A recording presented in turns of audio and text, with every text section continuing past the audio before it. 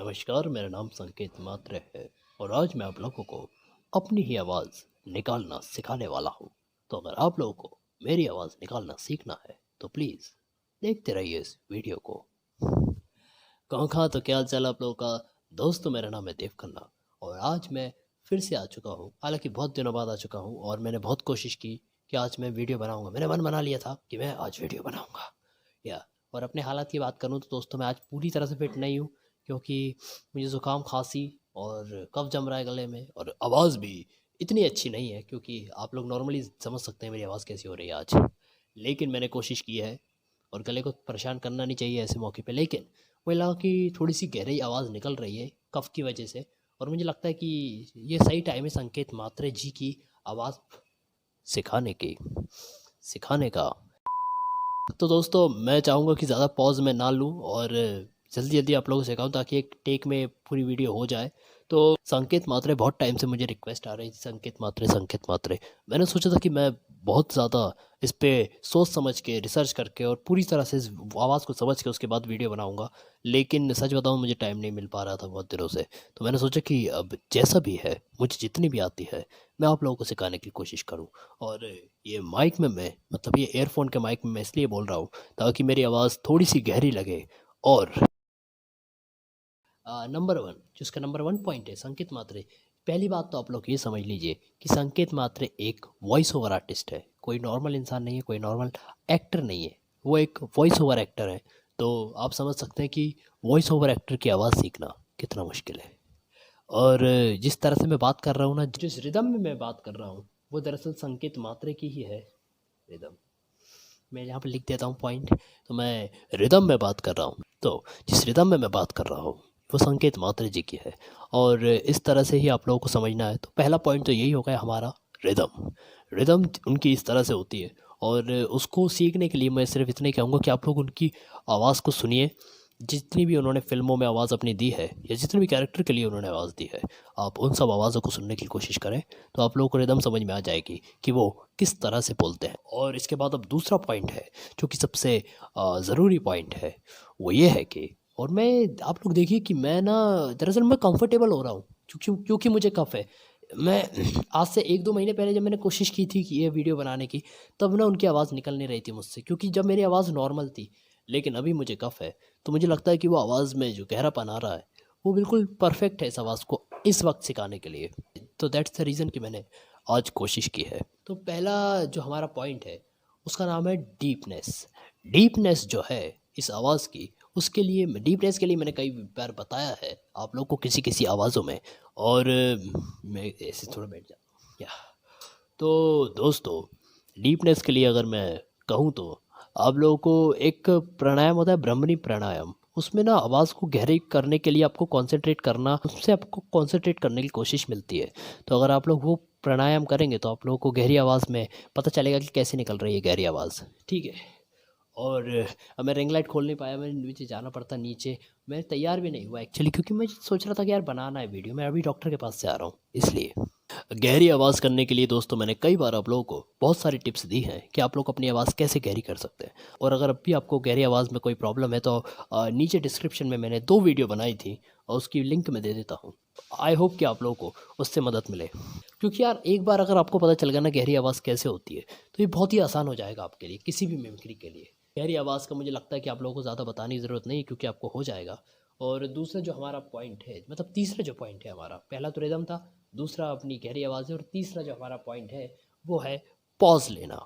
मतलब आप समझते हैं कि मतलब पॉज़ लेना। और ये सीखते कैसे हैं? दरअसल जिस तरह से आप लोग उनकी आवाज़ सुन रहे हैं, आप उनके किसी कैरेक्टर की आवाज़ सुन रहे हैं, तो किस तरह से दी है। जैसे कि महेश बाबू को उन्होंने आवाज़ दी है, तो उसका कैरेक्टर कैसा है और उसको आवाज़ उन्होंने कैसी दी है, तो वो आप लोगों को ध्यान रखना है। मैं समझता हूँ कि आप लोग जितना देखेंगे, उतना ही आप लोग सीखेंगे। और जितने भी पॉइंट्स हैं, उन सब में एक एडवाइस ज़रूर मैं आपको दूँगा कि आप लोगों को देखना बहुत है, सुनना बहुत है और तभी आप सीख सकते हैं। पॉज़ में जैसे कि अभी बात कर रहा था, थोड़ी देर पहले उनकी जैसी बात करने की कोशिश कर रहा था, तो वही पॉज़ है। वही पॉज़ जो मैंने कैच किया, वही मैं आप लोगों को बताने की कोशिश कर रहा था। तो आप लोग देख सकते हैं इस वीडियो को, कई बार देखिए। मैं ये नहीं कहता कि एक बार देख के हटा दीजिए। आप लोग कई बार देखिए इस वीडियो को और मुझे लगता है कि शायद आप लोगों को समझ में आएगा। हमारे चौथे पॉइंट की बात करें और वो है क्लियरनेस। क्लियरनेस शब्दों की। अब जैसे कि मैंने पहले बताया कि वो एक प्रोफेशनल वॉइस ओवर आर्टिस्ट है और वो कई सालों से अपना काम कर रहा है, तो आप जानते हैं कि कितनी क्लियर उनकी आवाज़ है और कितने क्लियर उनके वर्ड्स हैं, कितनी अच्छे से वो एक एक शब्द बोलते हैं और हमें सब कुछ समझ में आता है। तो ये दोस्तों बहुत मुश्किल होता है। मेरा मेरा मानना है कि सबसे ज़्यादा मुश्किल किसी के लिए है तो वो क्लियर अल्फाज को बोलना है, मतलब शब्दों को सही ढंग से बोलना और सही प्रोनाउंसिएशन होना वो बहुत मुश्किल है किसी के भी लिए, क्योंकि कोई ना कोई ऐसा होता है जिसको कोई ना कोई शब्द से प्रॉब्लम होती है, किसी किसी एक वर्ड से प्रॉब्लम होती है और वो नहीं बोल पाता है उस वर्ड को, या ऐसा होता है। तो वो सीखने के लिए तो दोस्तों पर आप लोगों को थोड़ा ज़्यादा टाइम देना पड़ेगा। आई थिंक ये आवाज़ नहीं आ रही हो। जो अपनों से करे प्यार वो प्रेस्टीज से कैसे करे इनकार।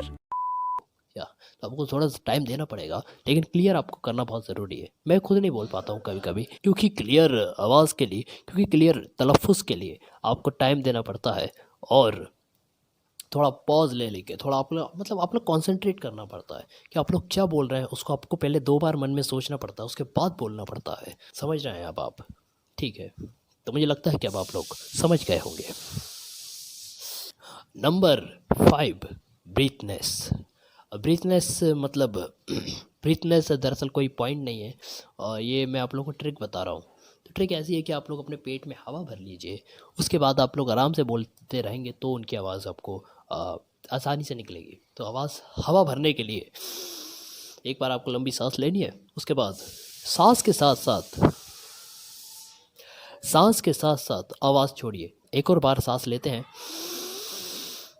और आवाज़ के साथ साथ सांस को छोड़िए। तो इस तरह से आपको संकेत मात्रे की आवाज़ करना बहुत आसान हो जाएगा। तो या इस तरह से आप कर सकते हैं, ठीक है। हाँ, मुझे उम्मीद है कि आप लोगों को ये बात समझ में आ रही होगी। सांस लीजिए और इसके साथ बोलिए। ये बहुत ही आसान हो जाता है किसी भी मिमिक्री में, और ये बहुत ही आसान, क्योंकि आप लोगों को आराम से वो आवाज़ निकल पाती है आपकी जब आप पेट में हवा भर लेते हैं, तो आपको बहुत मदद मिलती है। तो इससे ये ट्राई ज़रूर करना। और उसके बाद नंबर 6 पर जो मैंने बताया है वो ये है कि आप लोगों को सुनना है, समझना है और उसका अभ्यास करना है। सुनते रहिए आप लोग कि जितना मतलब उनकी जितनी भी फ़िल्में हैं, जैसे कि जब मैं टीवी देखता हूँ तो कोई भी आवाज़ सुनाई देती है मुझे, कि कोई भी फ़िल्म जो कि हिंदी में डब है और उसमें संकेत मात्रे की आवाज़ सुनाई देती है, तो मैं बोलने की कोशिश करता हूँ और मुझे पता चल जाता है कि हाँ, ये संकेत मात्रे की आवाज़ है, या ये शबीना मलिक मौसम की आवाज़ है, या फिर ये मेघना एरंडी जी जोशी की आवाज़ है, या फिर किसी और की आवाज़ है, या फिर उर्वी आशिकी की आवाज़ है, या फिर कई आवाज़ें मुझे पता चल जाती हैं कि ये किसकी आवाज़ है। तो या आप लोग सुनिए ज़्यादा, और सुनने से ही मुझे लगता है कि वो बहुत ही आसान हो जाता है कि अब आप जितना सुनते हैं उतना ही आप अच्छे से बोल पाते हैं। या तो ये 6 पॉइंट हमारे पूरे हो चुके हैं। मुझे उम्मीद है कि आप लोगों को मैंने जितना बताया है वो आप लोग ध्यान रखेंगे। यही कहूँगा आपसे कि इस वीडियो को एक बार नहीं, कम से कम 3-4 बार देखिए, तभी आपको ये वीडियो अच्छे से और वो आवाज़ अच्छे से समझ में आएगी। उसके बाद हम कुछ डायलॉग मैं बोल के दिखाता हूँ आप लोगों को। वैसे मेरा गला ठीक नहीं है, नहीं तो मैं बहुत अच्छे से करता।